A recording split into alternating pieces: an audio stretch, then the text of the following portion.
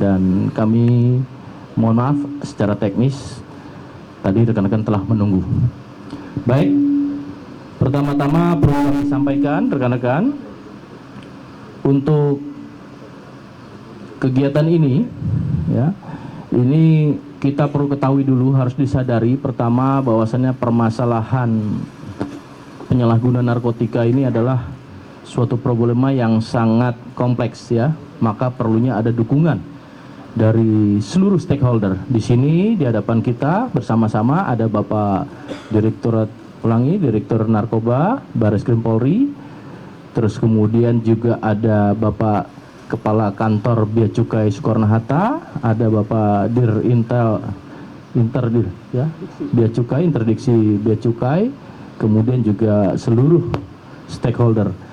Tentunya ini dalam rangka mendukung dan mewujudkan dari semua pihak untuk mencapai tujuan yang sesuai dengan amanah undang-undang pada pasal 35, Undang-Undang Nomor 35 Tahun 2009 ya, tentang narkotika. Maka dari itu, untuk menyingkat waktu ya, ini akan disampaikan pertama oleh Bapak Direktur Narkotika Barreskrim, kemudian juga akan disampaikan oleh Bapak Kepala Kantor Bea Cukai. Untuk waktu kami persilakan kepada Bapak Direktur. Baik, terima kasih. Assalamualaikum warahmatullahi wabarakatuh.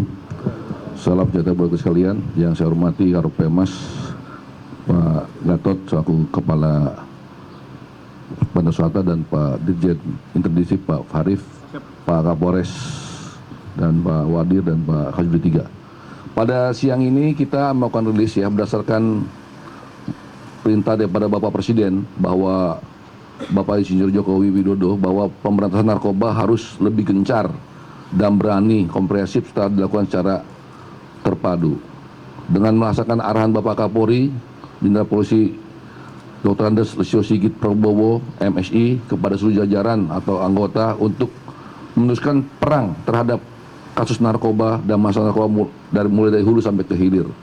Maka untuk itu kami Satgas P3GN ya, bersama-sama gabungan dengan Direktur 4 Tindak Pidana Narkotika Barreskrim Polri, Kapolres Metro Jakarta Utara, Bea Cukai dari kantor pusat dan Bea Cukai dari kantor Soekarno-Hatta berhasil mengungkap jaringan atau lab ekstasi yang mana dikendalikan langsung oleh DPO kita, yaitu Ferdi Pratama.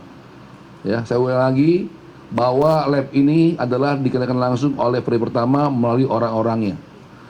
Ya, hasil yang diungkap tersebut adalah adanya yang kita tangkap atau yang berhasil diamankan BB-nya ada 7.800 butir ekstasi, terus ratusan kilo bahan baku pembuatan ekstasi TKP, sitaan dari Bea Cukai yang merupakan jaringan Ferdi Pratama. Jadi saya ulangi lagi bahwa clandestine atau home industry di sini adalah milik atau dikuasai oleh Ferdi Pratama. Ya, dengan bahan baku tersebut dapat dihasilkan sebanyak 1.300.000 butir ekstasi. Jadi masih ada bahan baku yang siap cetak, jumlahnya kalau saya sekian, 1.300.000 butir ekstasi.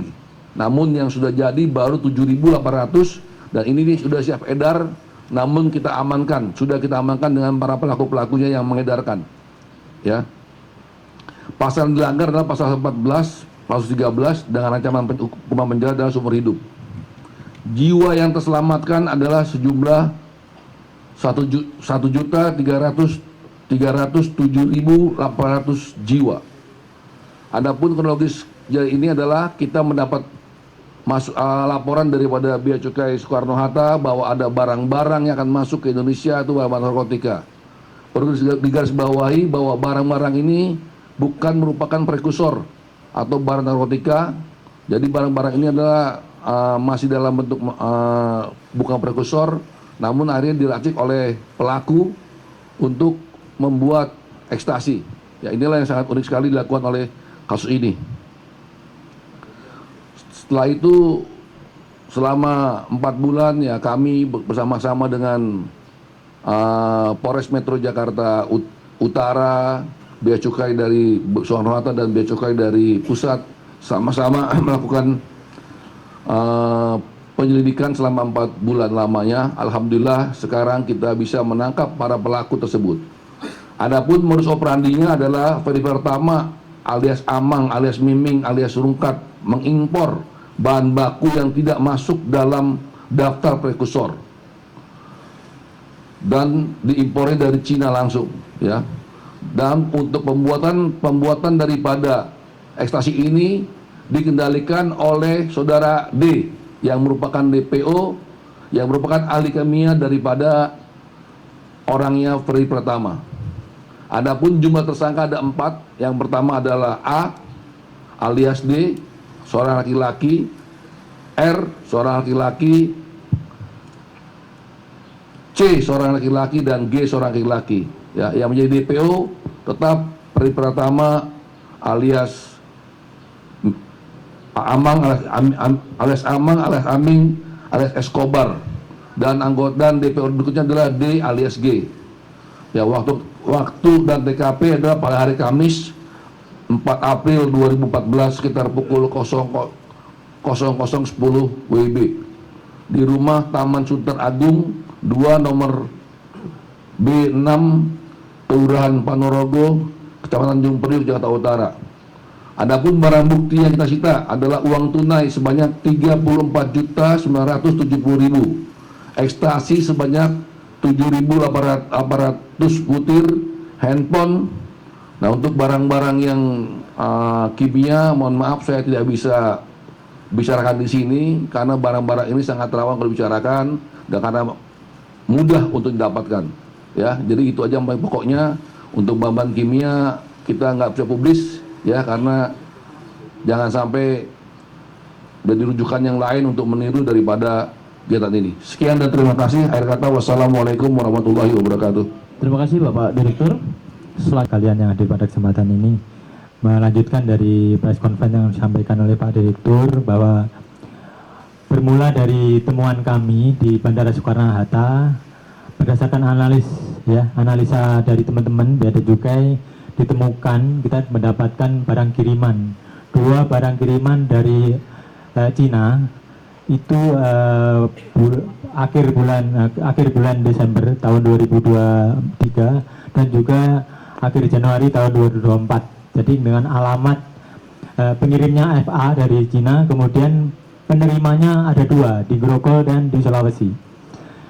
Total barangnya diberitahukan pigmen, ya, itu senyawa yang mungkin kimia untuk kebutuhan pertanian. Di pemberitahuannya seperti itu. Dari jumlah totalnya 53 kilogram. Kemudian setelah kita buka, ternyata ada bongkahan berwarna kuning keputihan, ya. Itu setelah kita laboratorium kita di Bea Cukai, ternyata itu adalah senyawa namanya metilamin HCl, ya. Ternyata setelah kita ini itu salah satu bahan baku untuk buatan ekstraksi.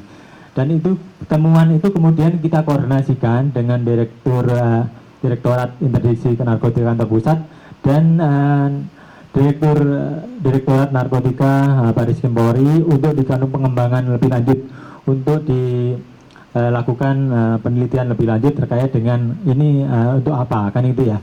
Sehingga pada kesempatan tersebut dengan adanya kolaborasi tersebut kemudian dikembangkan sampai 4 bulan, ya Pak Direktur, sehingga ditemukanlah Pendes Lab di Sunter ini.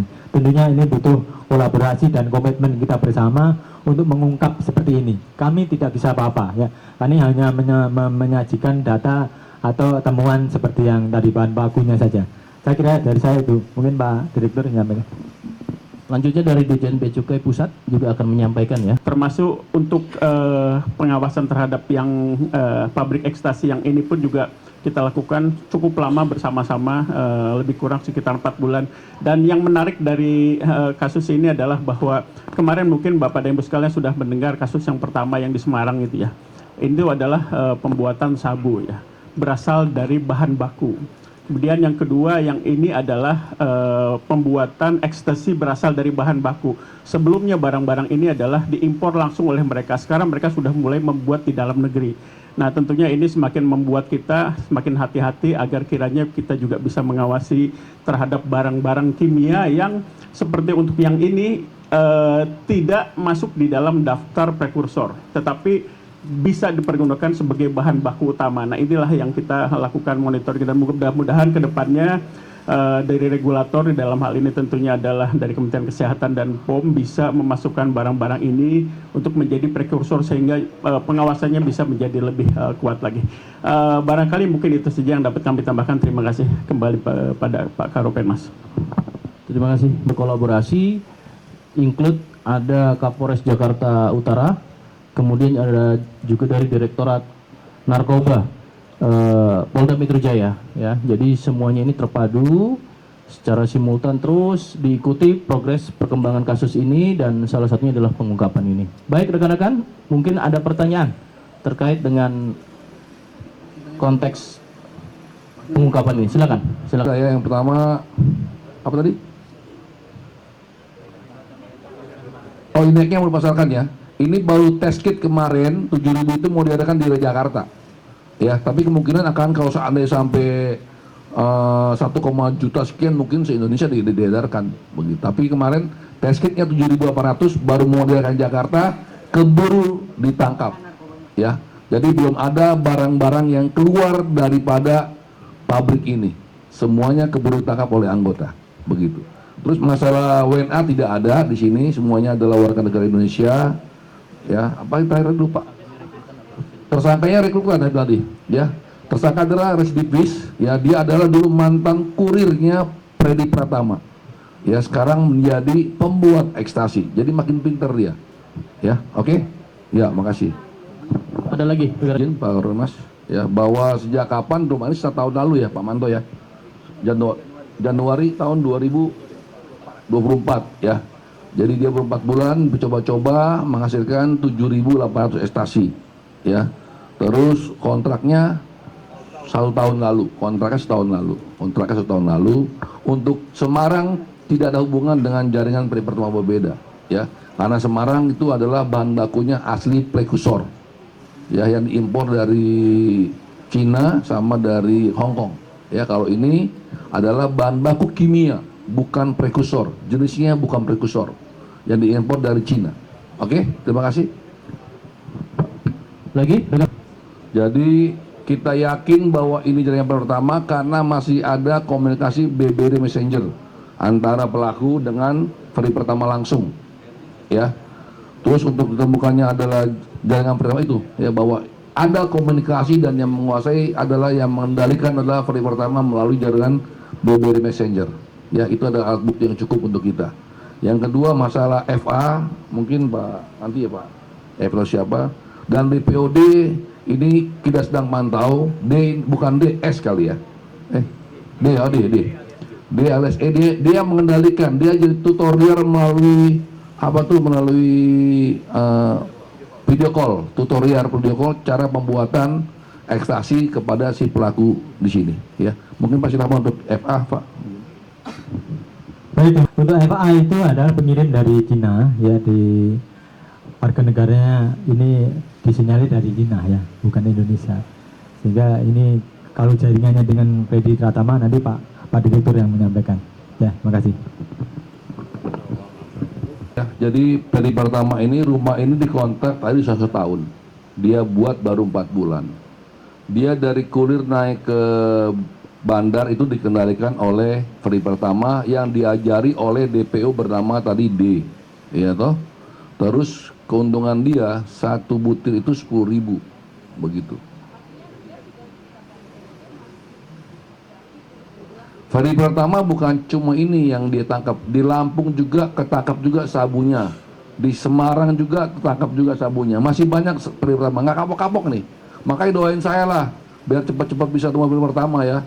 Saya mungkin akan buat ke depan dengan Pak Wadi, dengan Pak yang lain, dengan tim Satgas akan berangkat ke Thailand, ya. Tapi waktunya saya nggak kasih tahu.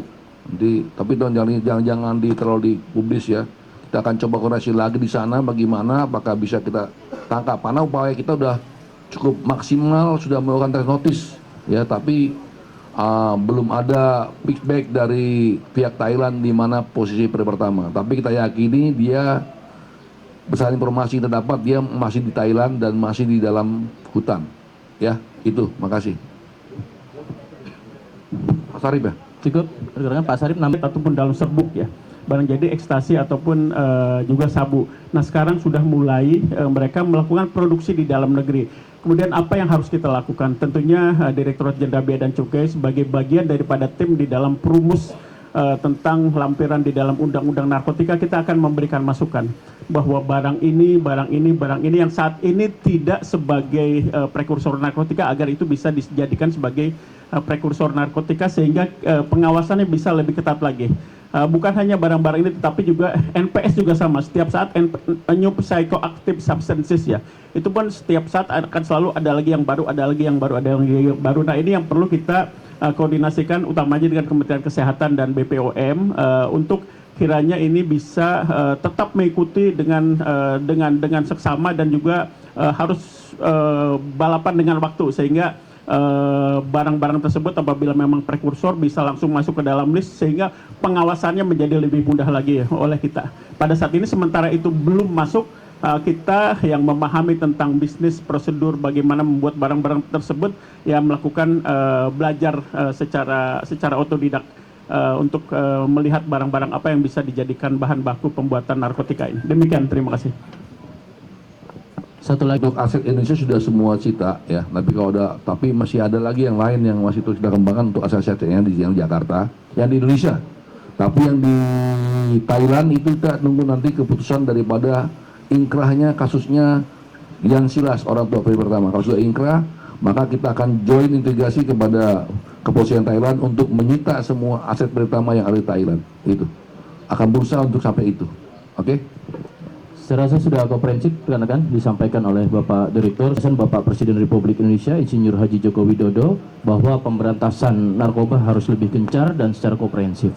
Kemudian juga komitmen dan konsistensi Bapak Kapolri juga menyampaikan maka kepada seluruh anggota untuk terus berperang melawan narkoba, di mana permasalahan penanganan ini harus dimulai dari hulu sampai dengan ke hilir. Maka sekali lagi kami juga mengimbau kepada seluruh masyarakat, jaga lingkungan keluarga, jaga lingkungan tempat tinggal, dan jaga anak-anak kita, dan tentunya ini mendasari pada sinergi dan kolaborasi seluruh elemen masyarakat. Sekali lagi saya tutup, terima kasih. Wabillahi taufiq wal hidayah. Assalamualaikum warahmatullahi wabarakatuh.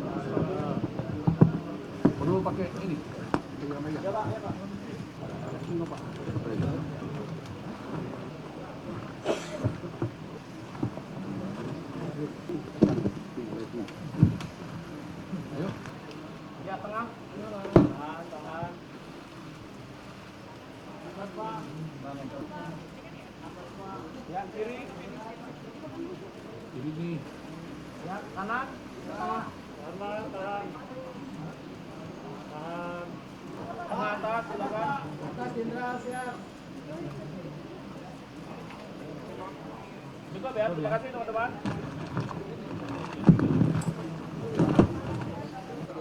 Udah ya. Kecuali ini Pak? Iya semua. Ini kecuali ini? Iya enggak. Yang baru nanti kita... Nanti aja lah. Bawa. Yang bawa kantor yang udah kita data. Yuk. Siap. Bisa kan mana? Orang mana mau? Itu. Lu ngapain kan?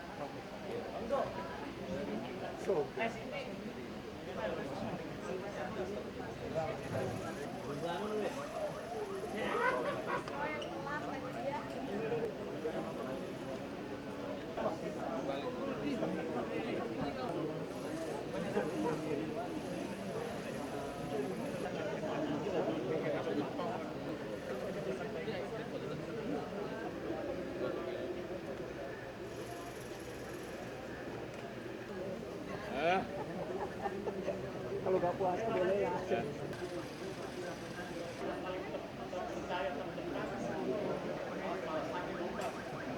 Iya.